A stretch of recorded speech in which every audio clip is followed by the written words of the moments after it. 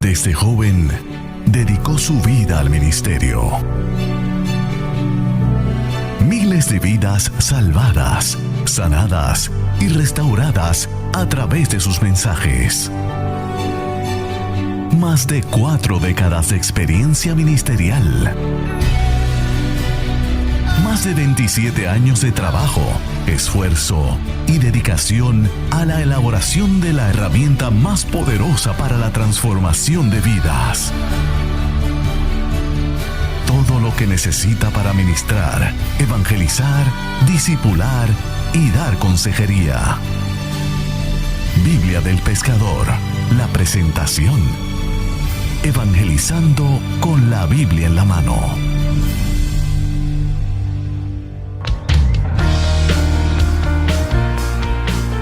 Saludos, queridos hermanos. Qué alegría poder compartir con ustedes en el día de hoy. Soy el doctor Luis Ángel Díaz y me siento emocionado de poder compartir con ustedes la Biblia del Pescador. Hoy quiero hablarles acerca de lo que ha estado sucediendo con este proyecto maravilloso, su contenido y cómo usted puede utilizarla para enriquecer su ministerio.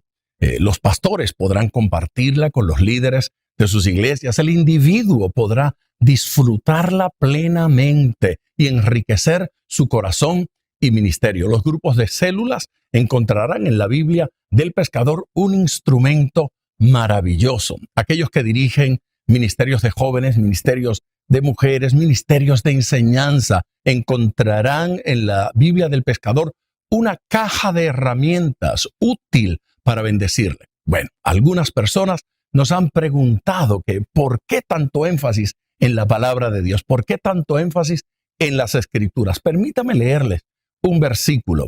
En la segunda carta del apóstol Pedro, capítulo 1 y versículo 19, leemos: tenemos también la palabra profética más segura, a la cual hacéis bien en estar atentos, como a una antorcha que alumbra en lugar oscuro. Está hablando de la palabra de Dios, está hablando de la Biblia, de las Escrituras. Es ella una antorcha, es ella lumbrera a nuestro camino. ¿Cómo vamos a utilizar otra cosa para hacer ministerio sino la palabra de Dios? En la segunda carta a Timoteo, capítulo 3, versículos 16 y 17, el apóstol Pablo dice: toda la Escritura es inspirada por Dios y útil para enseñar, para redarguir, para corregir, para instruir en justicia, a fin de que el hombre de Dios sea perfecto, enteramente preparado para toda buena obra. Ningún libro en el mundo es capaz de hacer estas cosas. Solo la palabra de Dios es capaz de hacer todo lo que describe Pablo aquí en esta carta a Timoteo. Por lo tanto, necesitamos conocer las Sagradas Escrituras. De alguna manera, no es solamente un proyecto que se ha escrito o se ha desarrollado. La Biblia es mucho más que eso. Tenemos que aprender a evangelizar con la Biblia en la mano. Tenemos que aprender a dar consejería con las Sagradas Escrituras. ¿Por qué utilizar otro libro cuando tenemos disponible para nosotros la palabra de Dios? Todo este proyecto comenzó en el año 1984, cuando me encontraba predicando en la República de Costa Rica. Predicando en Costa Rica, mi Biblia se mojó en medio de la campaña. Al otro día tuve que salir a comprar una Biblia y en ese proceso vino la idea a mi mente: ¿habrá una Biblia que sirva para evangelizar? La respuesta fue no. Durante 27 años estuve contestando a la pregunta: ¿qué debe tener una Biblia para evangelizar? La conclusión fue: debe tener una sección de apologética, una sección que hable de iglesia, de ministerio, una sección de doctrina cristiana, una sección de evangelismo propiamente, una sección de devoción y una sección de consejería. Acerca de cada una de esas partes voy a estar hablándole durante los próximos minutos.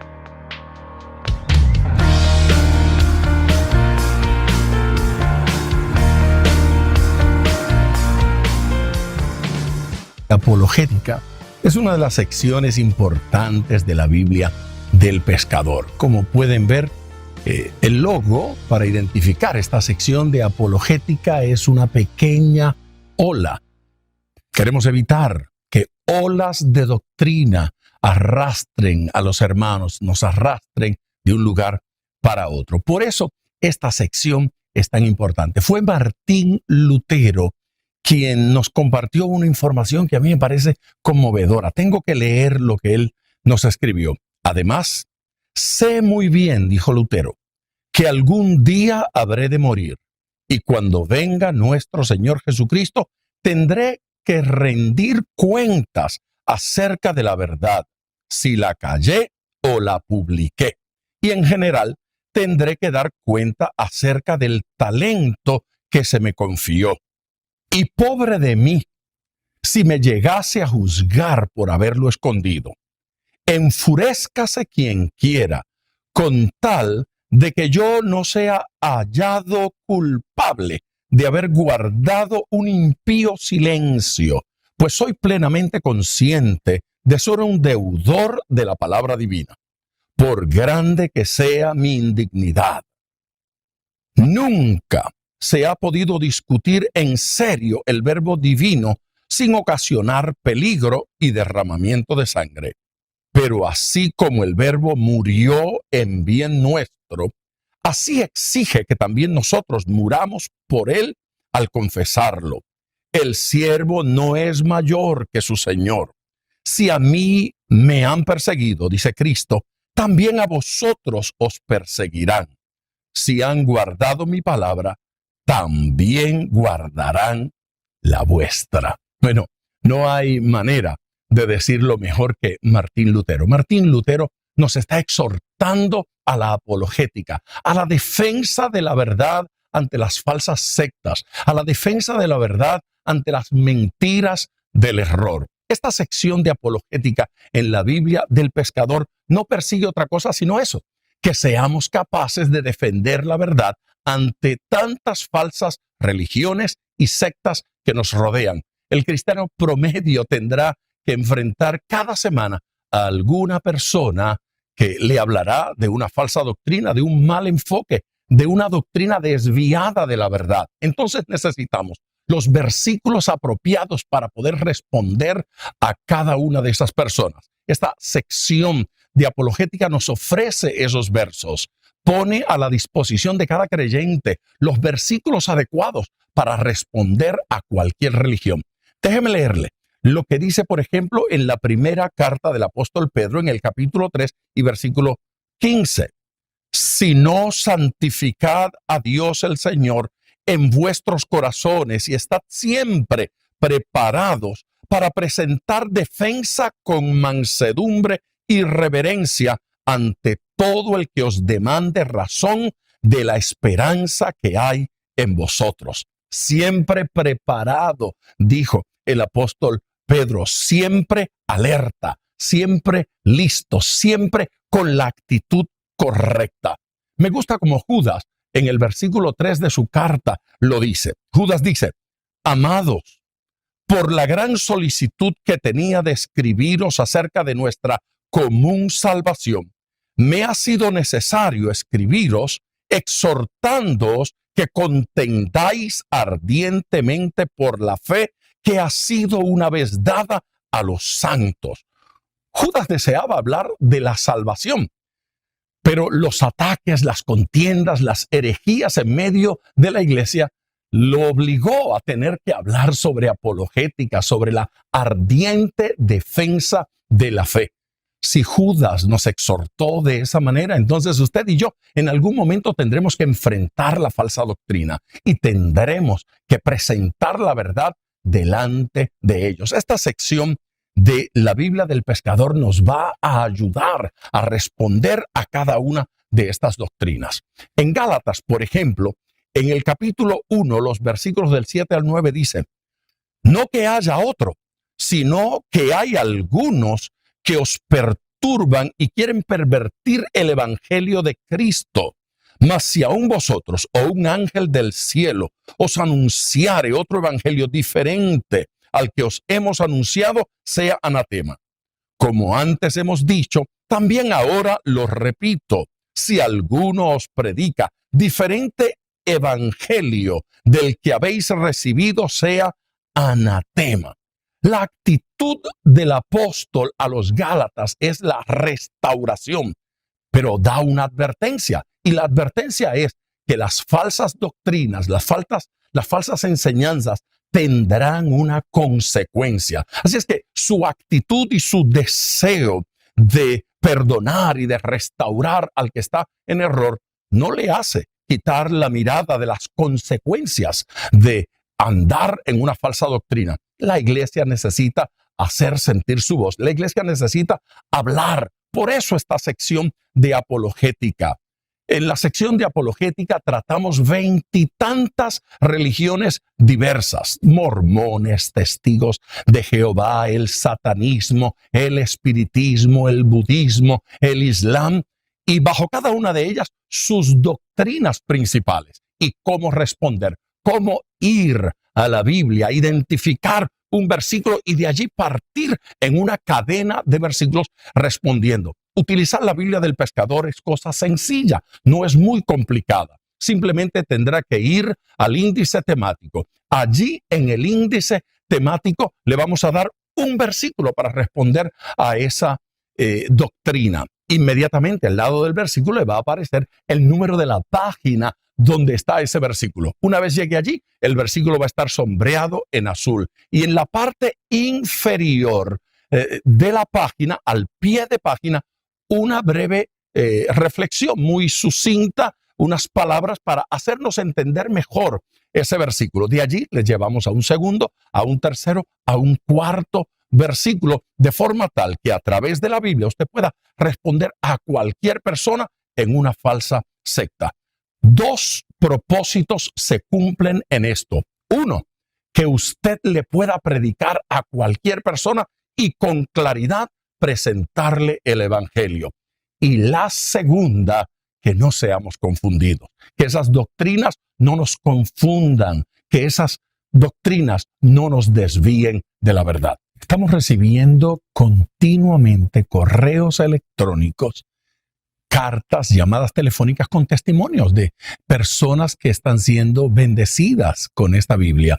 Por ejemplo, recientemente recibimos un correo electrónico de una mujer que nos decía: cuando los testigos de Jehová tocaban a mi puerta, yo no sabía qué decirle. A veces fingía que no estaba en la casa porque no tenía cómo contestarle, pero tengo la Biblia del pescador y dice: ahora tengo respuestas precisas, exactas y bíblicas. Eso nos llena de alegría ver los resultados que está teniendo el uso de la Biblia del pescador. Esta Biblia a su vida le va a ser de bendición, le va a ser de inspiración y de edificación.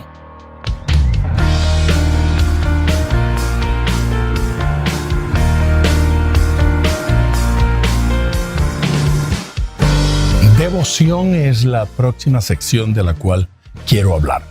Si la vida de Jesús se caracterizó por alguna cosa, se caracterizó precisamente por ser una vida intensamente devocional.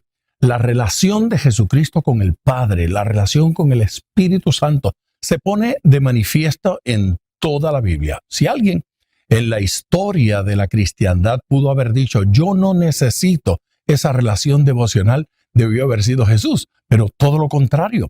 Su vida se caracterizó por periodos de oración intensa, periodos de intimidad con Dios. Nuestro evangelismo, nuestro ministerio carecerá de poder, carecerá de autoridad si no nos relacionamos íntimamente con Dios. Así es que estamos poniendo en sus manos un instrumento maravilloso que lo llamamos la Biblia del pescador. Es la palabra de Dios. La palabra de Dios tiene poder para transformar vidas. Pero estamos hablando ahora de devoción.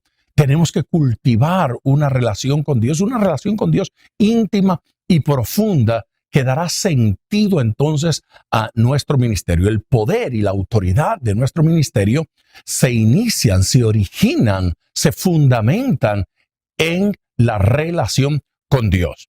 Fíjense que quiero leerles un pasaje. Está en el Evangelio de Juan, en el capítulo 14.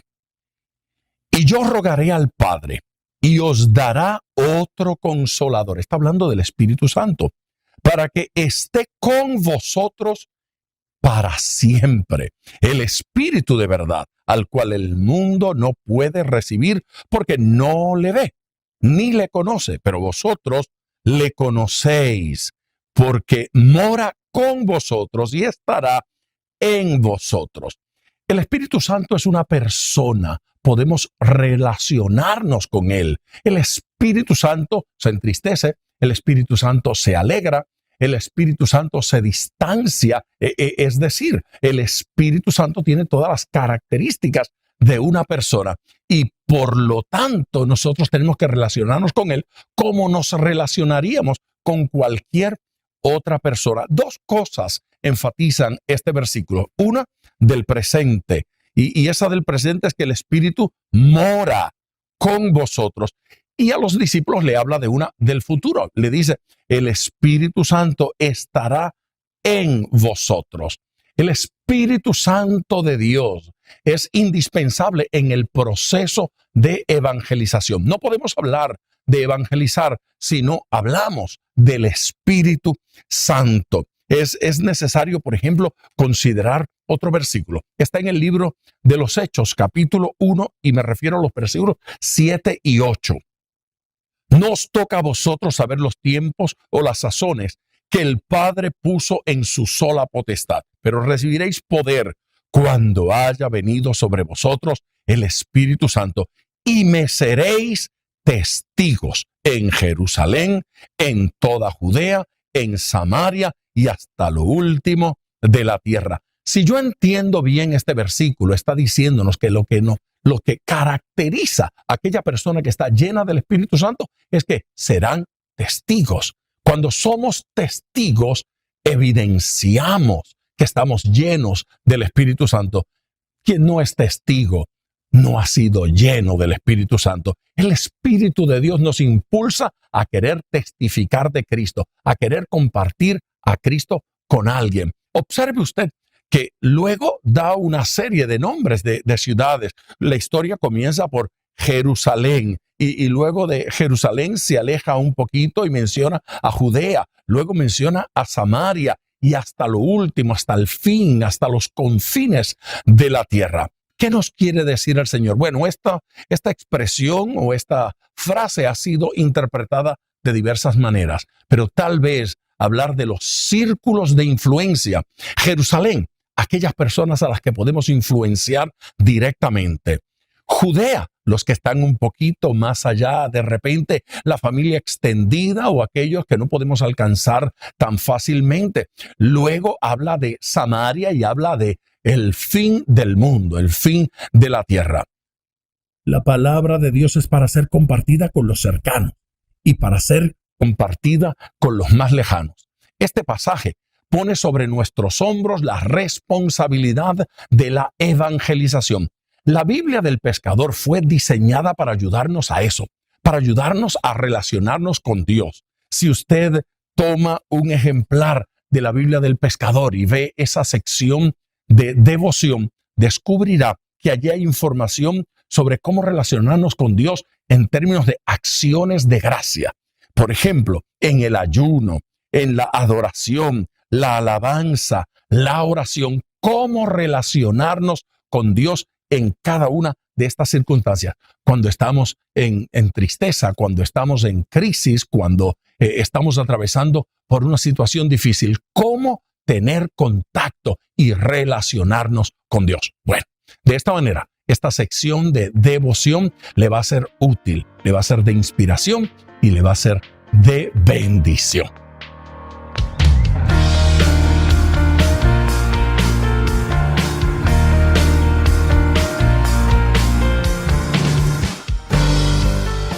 Consejería Es una de esas áreas en las cuales siempre gente se convierte.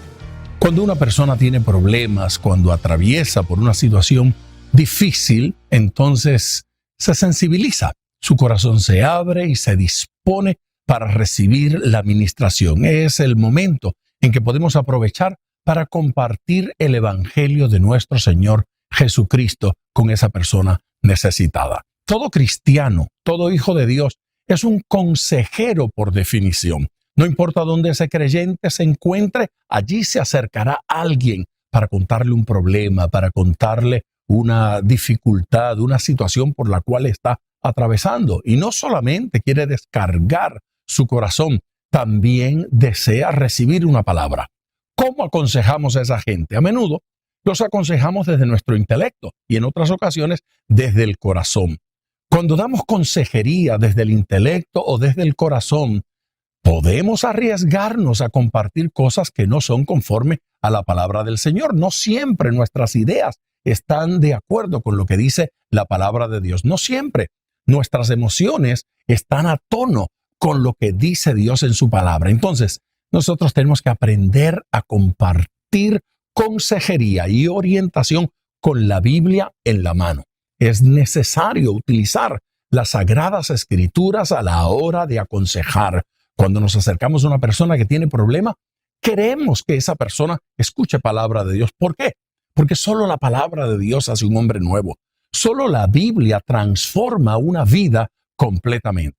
Hace algún tiempo hacía una entrevista de televisión y la persona que me entrevistaba no es cristiana. Es un programa en una cadena de televisión no religiosa. Me invitaron precisamente por esa sección de consejería. Y mientras esperaba para ser presentado, ese hombre hizo un comentario que me puso los nervios de punta. Él dijo, aquí hay un tipo que parece le encontró defectos a la Biblia y decidió escribir una Biblia nueva. Bueno, cuando estuve frente a la cámara quise aclarar, en primer lugar, que la Biblia del Pescador no es una Biblia nueva, es la que hemos utilizado a través de los años, la Reina Valera 1960, la Biblia que un porcentaje muy alto de los cristianos en toda la América Latina la utilizan. Le dije a ese señor, seguramente usted tiene una Biblia Reina Valera 1960 y me dijo, en efecto, tengo una, pero no la entiendo muy bien, no sé por dónde entrarle, no sé por dónde comenzar a estudiarla. Entonces decidí explicarle cómo estaba compuesta la Biblia del Pescador, las 6 partes, apologética, consejería, devoción, etc. Durante 10 minutos ese hombre me escuchó y yo pensé que atentamente, pero como los 10 minutos de estarme escuchando, de repente dijo, bueno, explíqueme de una vez, ¿en qué es diferente la Biblia del Pescador a las otras Biblias? Y yo sentí que durante esos 10 minutos yo había estado explicándole justamente eso, pero comprendí que había perdido mi tiempo. Ese señor no lo estaba entendiendo. Así es que cambié mi estrategia y le pregunté directamente, ¿usted se deprime? Él dijo, me deprimo todos los días.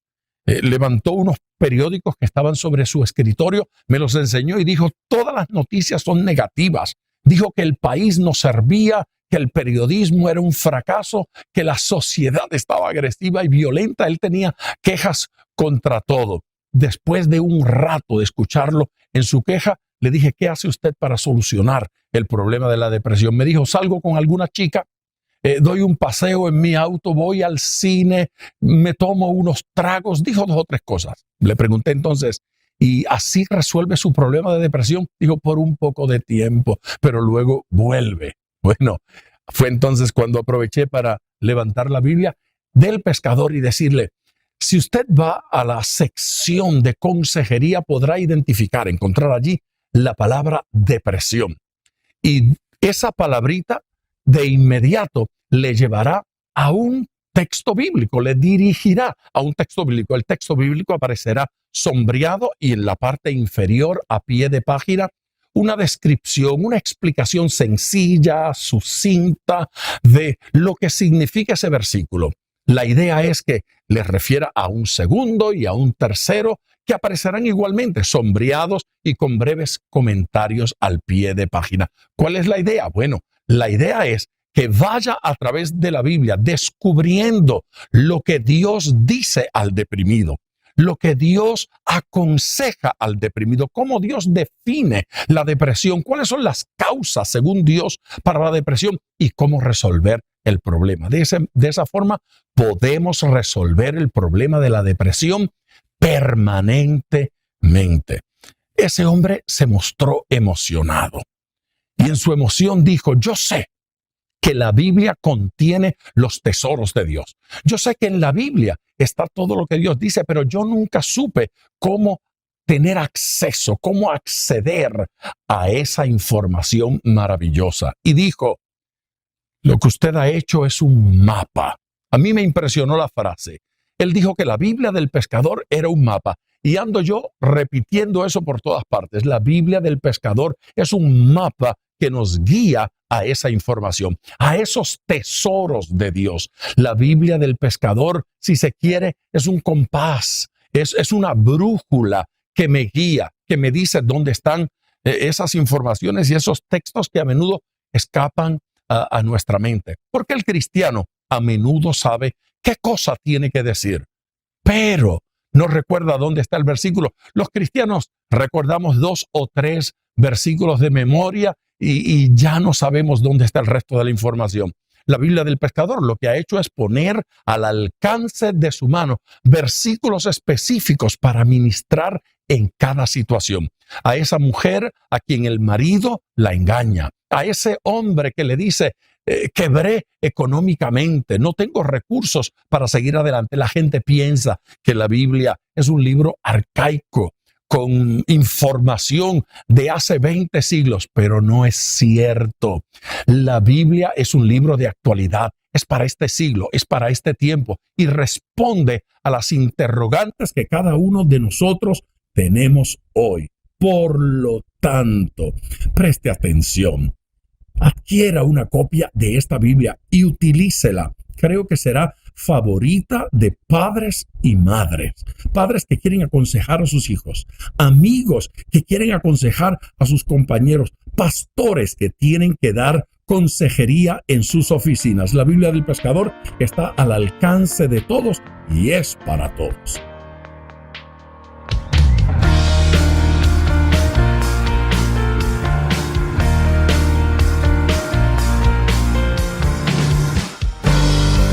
Permítame hablar en esta ocasión acerca de la sección que llamamos Iglesia. ¿Por qué Iglesia en una Biblia para evangelizar? Permítame explicar un poquito eso antes de avanzar en el tema.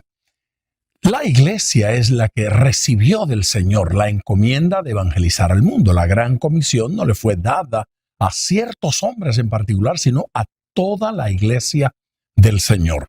En esta sección, en la Biblia del pescador, tratamos la iglesia como casa de Dios, el Espíritu Santo y la iglesia en acción, la iglesia como la familia de Dios, la iglesia como pueblo de Dios y obviamente toda una sección de qué es la iglesia.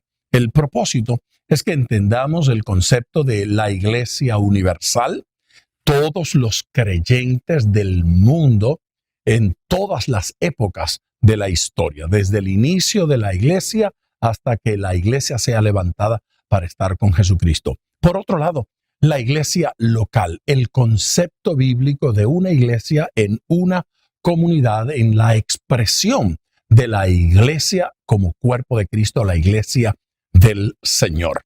Visualizar la iglesia de esta manera nos hace comprender la idea de unidad del cuerpo de Cristo.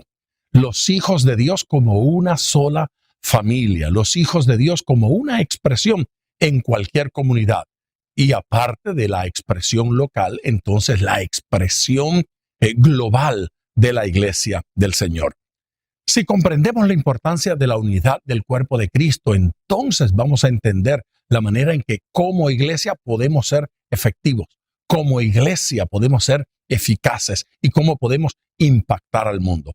En la medida en que crecemos en esta comprensión, la iglesia se hace más útil en las manos del Señor para hacer y realizar todo aquello que la palabra enseña. La iglesia es una asamblea convocada por Dios. Y esa convocatoria divina se da en el contexto del nuevo nacimiento. Toda persona que ha nacido de nuevo, toda persona que ha recibido a Jesucristo, habiéndose arrepentido de sus pecados, es parte de la iglesia del Señor, independientemente de esos apellidos denominacionales que utilizamos.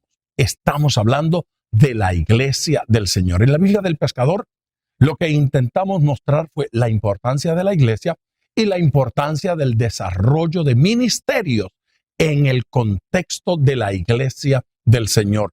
No paralelamente a la iglesia, sino en el contexto de la iglesia misma. Jesucristo dijo, yo edificaré mi iglesia. ¿De qué iglesia le estaba hablando cuando dijo que edificaría su iglesia? No estaba hablando de una denominación en particular, estaba hablando del conjunto de todos los creyentes. Eso es importante para mí y me parece que debe ser importante para todos.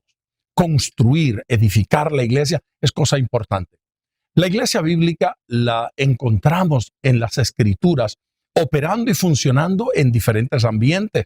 La vemos en el templo, la vemos en las casas, incluso en las calles y regularmente así en el camino. Por eso algunos identificaron a este grupo como los del camino, porque la iglesia es de acción. La iglesia no es un grupo del pasado, no está pasado de moda. La iglesia es del presente y la iglesia es del futuro. Yo quiero decir categóricamente que la iglesia del Señor tiene un futuro glorioso. En el ejemplo bíblico, en el ejemplo escritural, la iglesia de la palabra finaliza habiendo alcanzado hasta lo último de la tierra. Si Dios le dio esa encomienda es porque tenía fe, es porque creía, es porque sabía que la iglesia habría de lograrlo. Así es que el final de la iglesia no será triste, no será apocado, sino todo lo contrario, alcanzando hasta el fin del mundo.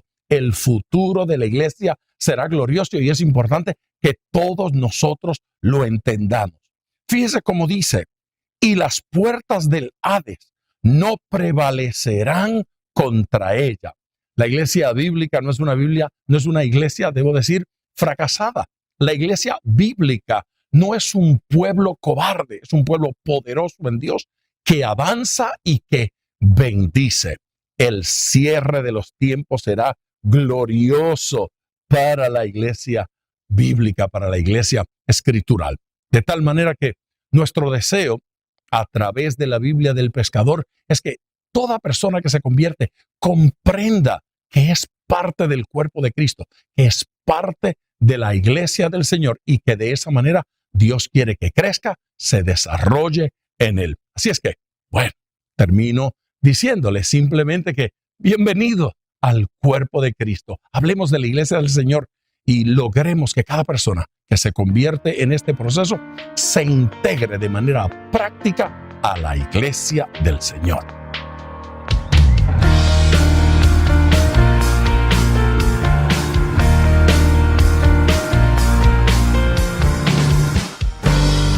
Este logo es un anzuelo y es uno de mis favoritos. Es el logo que utilizamos para ilustrar evangelismo en la Biblia del Pescador. Evangelismo es la razón por la cual esta Biblia fue diseñada. Si la hicimos para algo, fue para ganar almas, para exponer el mensaje de Jesucristo ante los hombres, ante cada figura con la cual nos relacionamos en nuestro diario vivir. Evangelismo es determinante en nuestras vidas. No hubo otra razón por la cual Dios nos dejó aquí en la tierra, sino para eso, para que le diésemos gloria presentando este evangelio ante gente, ante el mundo, para que seamos el ejemplo mediante el cual la gente es motivada, inspirada, movida a la salvación, a acercarse a nuestro Señor Jesucristo. De tal manera que podemos utilizar la Biblia del Pescador para presentarle el evangelio a cada persona, a cada figura, a cada gente con la cual nos relacionamos. ¿Qué tipo de persona es esa con la cual nos relacionamos diariamente? Bueno, pues la Biblia del Pescador está diseñada para que le podamos predicar a un político, a un empresario a un hombre de negocio. La Biblia del pescador está diseñada para que hallemos esos versículos específicos que necesitamos para compartirle el evangelio a gente determinada. Y quiero explicar esto. Los cristianos, como he dicho en tantas ocasiones, a menudo no sabemos de memoria 2 o 3 versículos. Y yo doy gracias al Señor por Juan 3:16, porque Juan 3:16 es uno de esos versículos que sirve para todo y que sirve para todo el mundo. Podemos evangelizar casi a cualquier persona simplemente diciéndole cuál es el contenido de Juan 3:16. Pero si Dios hubiese querido que utilizáramos un solo versículo, entonces no nos hubiese dado 66 libros. Hay 66 libros en la Biblia y todos ellos útiles para que podamos compartir el evangelio. Cuando nosotros le predicamos a un político, debemos utilizar algún pasaje que hable de eso.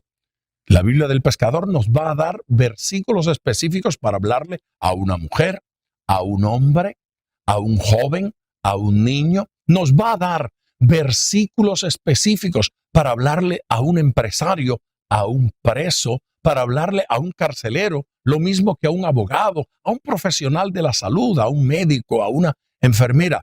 Encontramos en la Biblia situaciones en las cuales el evangelio, la verdad de Dios, le es presentada a personas diversas y cómo utilizarlo para evangelizar a una persona en particular.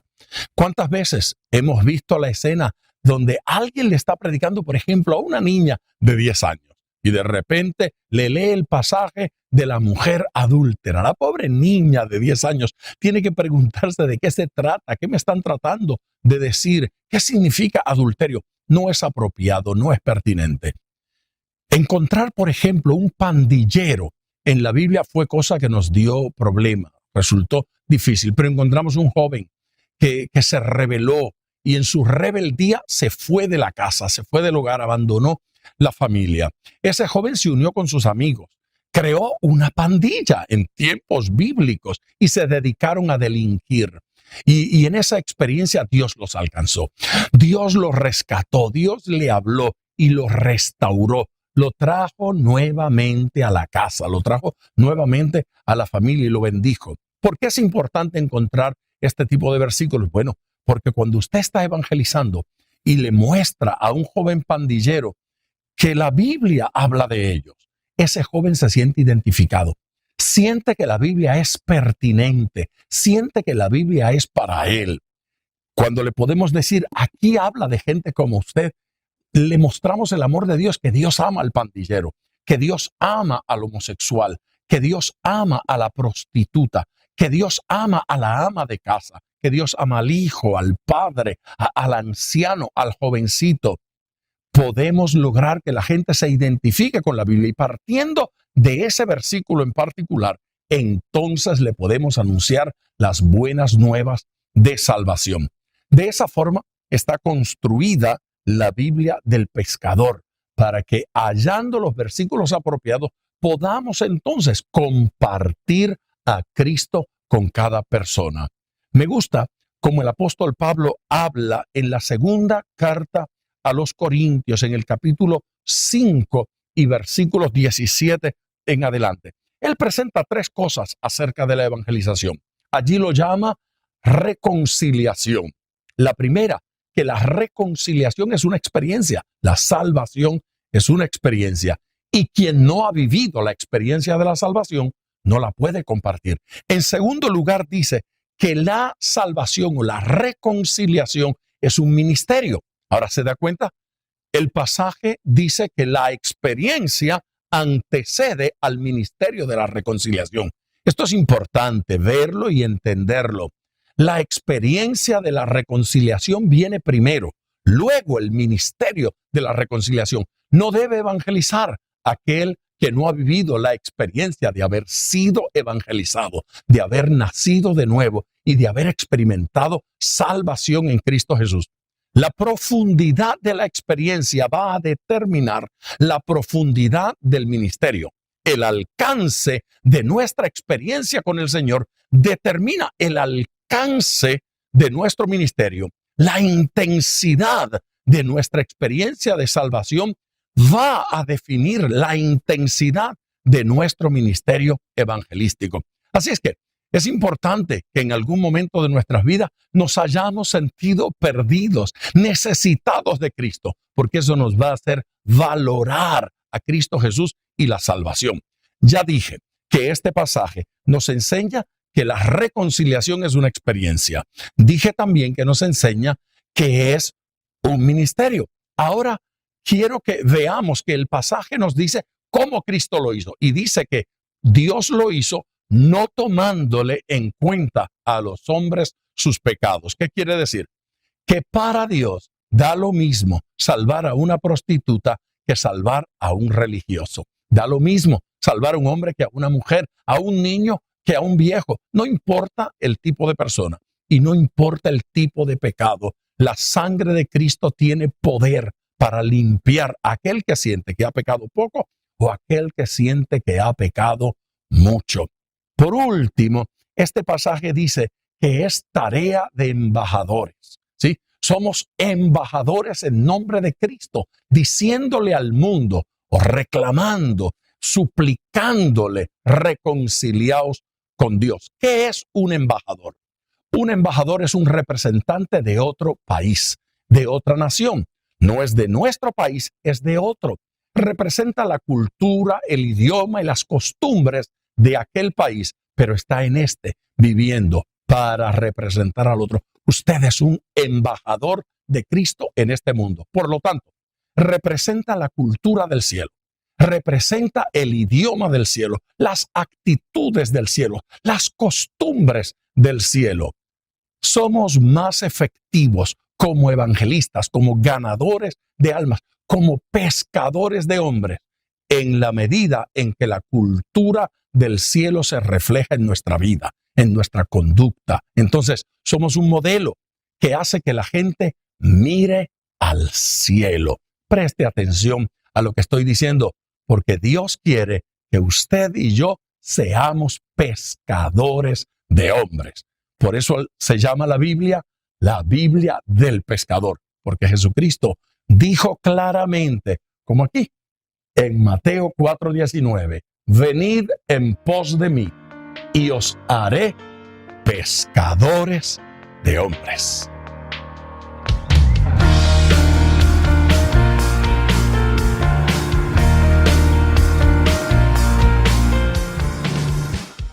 Permítame hablarle un poco acerca de esta sección que se llama Doctrina Cristiana.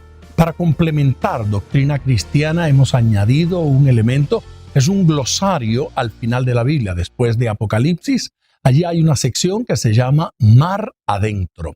¿En qué consiste Mar Adentro? Son términos que tal vez sean un poco difícil de entender, alguna terminología que es terminología cúltica, algunas palabras que han quedado en desuso y fueron sustituidas entonces por términos modernos, por términos actualizados que nos hacen comprender mejor la idea de esa palabra en su contexto. Así es que cada vez que usted se tropiece con una palabra que no entiende del todo en la Biblia del pescador, vaya allá, vaya a Mar Adentro, vaya al glosario y de seguro allí va a encontrar una ayuda que pues le va a asistir a entender mejor esa palabra o ese término. Doctrina cristiana. ¿Por qué razón estamos hablando de doctrina cristiana en una Biblia para evangelizar? Quiero responder a eso y responder con claridad. Fue Juan Wesley quien en una ocasión nos dijo que si él iba a engendrar hijos bastardos, prefería no tenerlos, prefería no engendrarlos. ¿Por qué?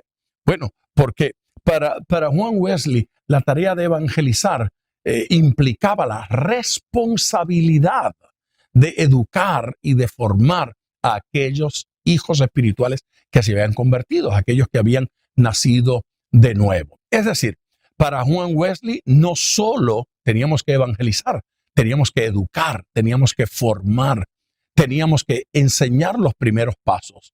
¿Cómo hacerlo sin tener una sección de doctrina? Esta sección que llamamos doctrina cristiana intenta cubrir todas aquellas doctrinas principales, aquellas doctrinas fundamentales que necesitamos compartir con el nuevo convertido y a veces con el que lleva bastante tiempo ya convertido.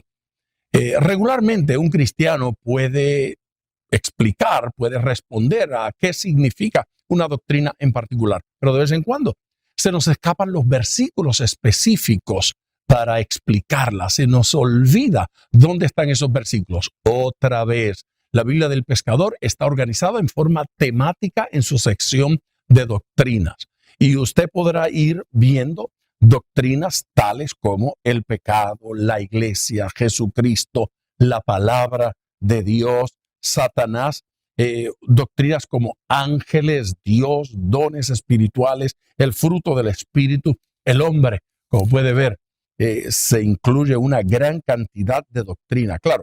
Y bajo esos temas que acabo de mencionar, aparecen algunos usos de esa doctrina o enfoques de esa doctrina particulares. Como en toda la Biblia del Pescador, funciona de la misma manera. Un versículo específico y partiendo de ese versículo, entonces vamos avanzando a través de la Biblia hasta tener la comprensión total de esa doctrina. El cristianismo es interesante y lo que va sucediendo con la iglesia sumamente importante y digno de considerar. Todos parecemos estar convencidos y claros de qué cosa cree Dios acerca de la salvación, qué cosa dice la Biblia acerca de la fe, acerca de la resurrección de muertos.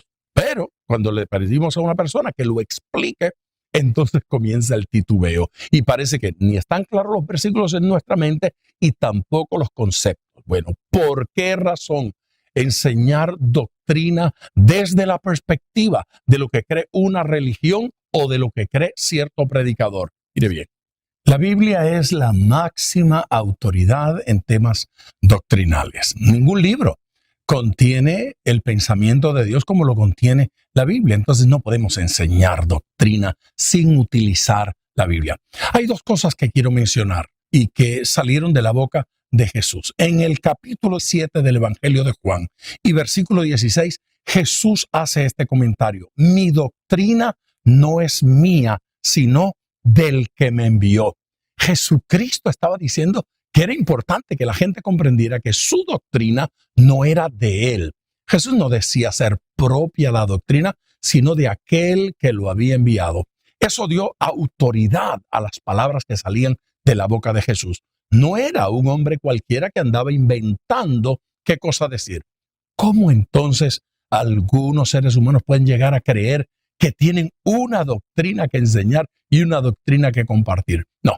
En la medida en que la doctrina que enseñamos es la doctrina bíblica, entonces esa doctrina tiene autoridad. En la medida en que estamos enseñando palabra de Dios, en esa medida tenemos autoridad para esperar que la gente no solo responda y obedezca a la doctrina, sino que cambie y sea transformado. Es importante que cada predicador, que cada ministro, que cada creyente entienda que la doctrina que está compartiendo no le pertenece, no es mía. No, esta no es la doctrina del pastor, ni siquiera la doctrina de la iglesia, es la doctrina de Dios. Mi doctrina no es mía. Ojalá y cada creyente que toma la Biblia del Pescador en sus manos la tome para compartir la doctrina del Señor, no la doctrina de cada individuo. Por otro lado, la doctrina de los apóstoles, dice la Biblia, Hechos, capítulo 2, versículo 42. Y perseveraban en la doctrina de los apóstoles. ¿De qué apóstoles? De aquellos apóstoles. Aquellos 12 que habían recibido la doctrina directamente de Jesús. Aquellos hombres que habían estado con él durante 3 años y medio, que habían sido enseñados y educados por él. Establecieron la base doctrinal que creemos hasta el día de hoy. Cuando hablamos de doctrina, estamos hablando de la constitución de la iglesia. Estamos hablando de ese elemento que no puede ser cambiado, que no puede ser modificado.